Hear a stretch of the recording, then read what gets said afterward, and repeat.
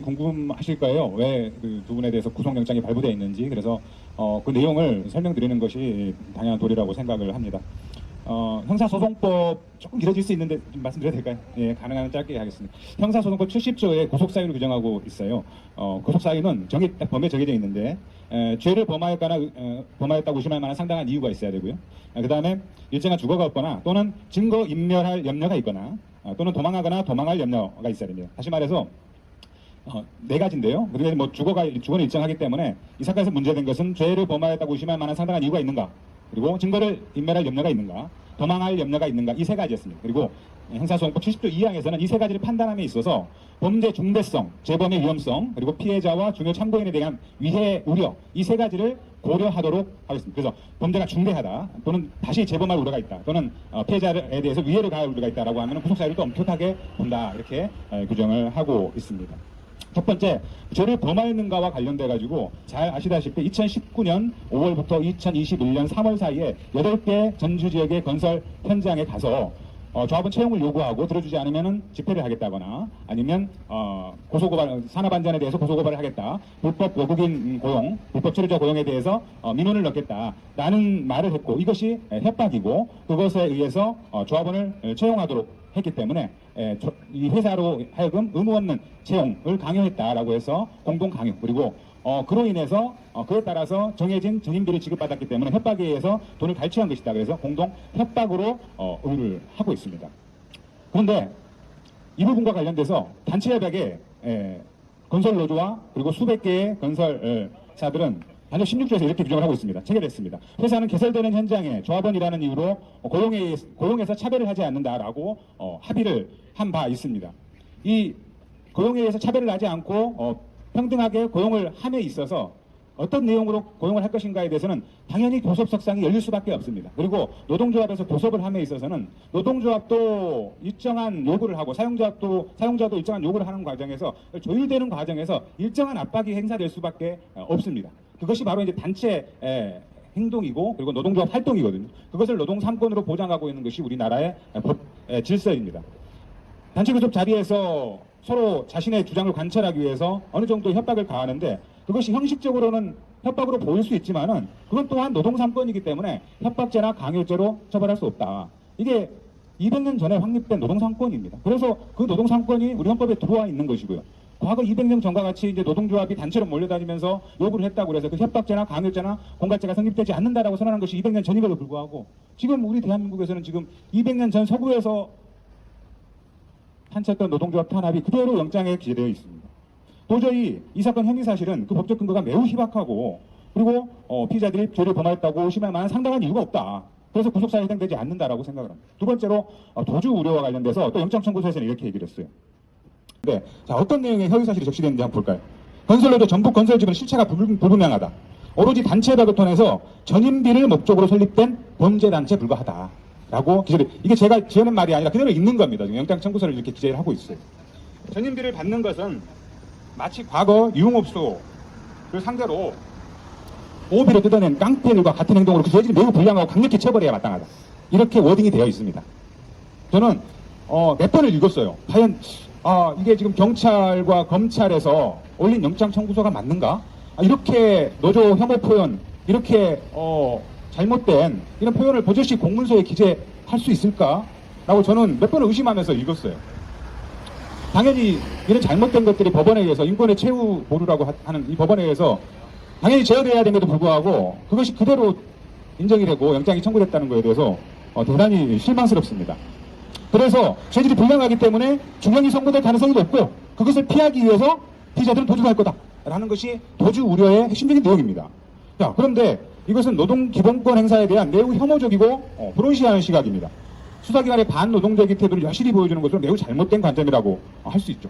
건설노조는 조합원들의 고용을 요구하는 것이고, 그 고용 고섭을 하는 것은 건설 현장의 노동자들의 불안정 고용을 완화시키기 위한 정당한 조합활동일 뿐입니다. 그리고 그 결과 조합원이 채용되면 체결된 단체 협약에 따라서 자연스럽게 부차적으로 전임비도 발생을 하는 것이죠. 그리고 그 전임비를 받는 활동가들이 또 열심히 하면 또 조합원의 고용이 또 안정되는 것이고, 이런 선순환의 과정에 있고, 전임비가 목적이 아니라 조합원의 고용을 우선시해 두고 그 결과 따라 나오는 것이 전임비임에도 불구하고 그 순서를 겸허하게 비틀어 가지고 노동조합은 전임비를 목적으로 돈을 갈취하고자 활동하는 조직이고 그것은 상인들에 대한 보호비를 삥 뜯는 깡패들하고 동일한 매우 불순한 행태이기 때문에 죄질이 불량하고 그래서 중형에 가할 것이고 그것을 피하기 위해서 도망다닐 것이다. 이렇게 논리를 구성하고 있습니다. 그야말로 대단히 믿기지 않는 그러한 내용입니다. 조금 길죠? 조금 더 빨리 하겠습니다. 세 번째로 증거인멸의 우려를 또 얘기를 하고 있습니다. 증거인멸을 우려해서 영장청구서에서는 뭐라고 얘기를 했냐면은 이렇게 협박을 했음에도 불구하고 부인하고 있다라는 것을 증거인멸의 우려의 근거로 들었습니다. 정당한 활동을 했기 때문에 부인할 수밖에 없는 것이죠.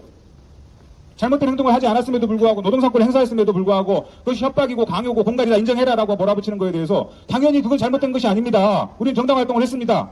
라고 변소할 수 있는 것이죠. 그럼에도 불구하고 그것을 증거인멸의 우려의 근거로 삼고 있습니다.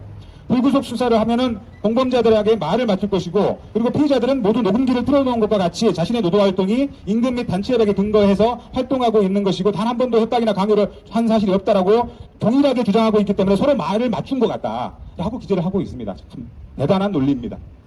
이렇게 말도 안 되는 논리를 가지고 법논리를 가지고 노동자들을 옥죄고 그러니까 우리에게는 단체협약이 있고 임금협약이 있다. 노동자들이 피땀 흘려서 수년간 싸워가지고 만든 우리 노동자들의 헌법인 단체협약이 있고 그 단체협약에 의해서 우리는 정당하게 활동했다라고 하는 것은 노동자라면 누구나 주장할 수 있는 것이고 그것을 일치하게 한다는 것은 그만큼 신빙성이 있는 주장인 것이죠. 모든 노동자들이 그걸 생각하고 있음에도 불구하고 그것이 바로 노동자들의 힘을 맞추고 있고 증거를 인멸을 시도하고 있다는 근거로 악용해서 주장하고 그것을 법원에서도 버젓이 얘기했다라는 것입니다.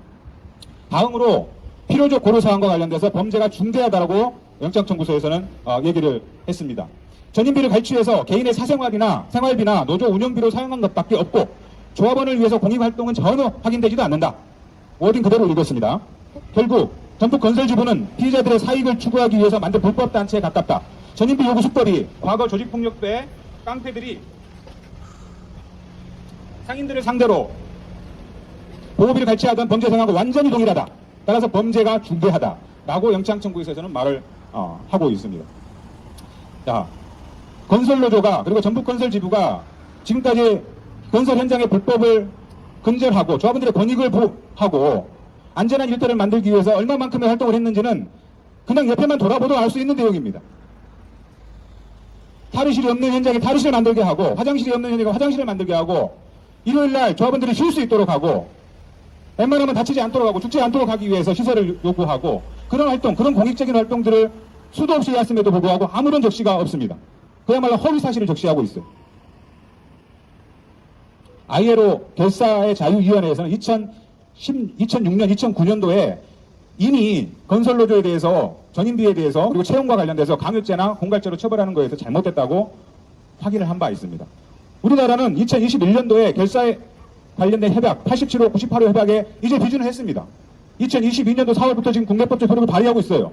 그렇기 때문에 2006년도, 2009년도에 했던 ILO 결사자유위원회에서 건설노조에 대해서 공갈죄와 강요죄를 적용하지 말아라 라고 하는 것은 이제는 국내법과 동일한 법적 기준입니다. 그것을 지켜야 되는 것이죠. 법집행기관들은. 따라서 수사기관, 검찰과 법원은 이제는 건설노조에 대해서 건설노조 채용을 요구했다는 이유로 강요죄로 의율하면 안 되고요. 그리고 전인비를 받았다는 이유 공갈죄로 의율하면 안 됩니다. 그건 ILO 결사자유 협약에 위반되기 때문입니다. 비준한 협약에 위반되기 때문입니다.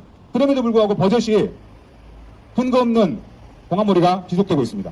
재범의 위험성에 대해서는 이렇게 영장청구서는 얘기하고 있어요. 이것도 들어보면 참 열받을 내용인데 이렇게 얘기하고 있습니다. 그대로 토시 하나 틀리지 않고 저는 말씀드립니다. 수년간 범죄 집단에 가까운 노동조합에서 활동을 하면서 피의자들이 그랬다는 거예요. 손쉽게 돈을 벌어온 것 외에 성실하게 땀 흘려 돈을 벌어본 경험이 없다. 라고 기재를 했어요.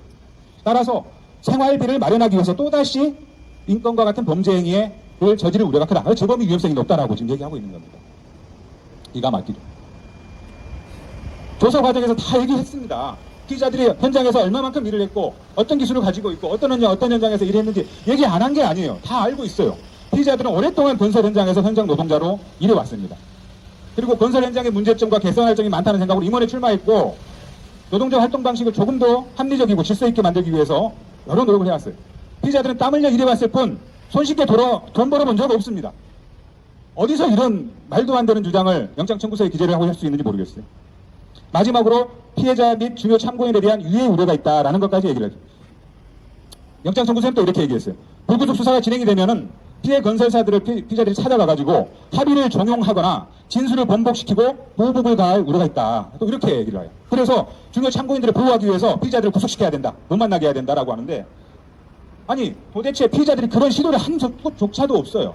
피의자들뿐만 아니라 이 건과 관련돼서 조사를 받았던 전북건설지부의 여러 다른 피의자들이 많은데, 다른 피의자들이 건설사를 상대로 이 조사 이후에 연락을 했다거나 합의서를 써달라고 요구를 했다거나 가가지고 보복을 했다거나 그걸 기획을 했다거나 이런 걸 전혀 없거든요.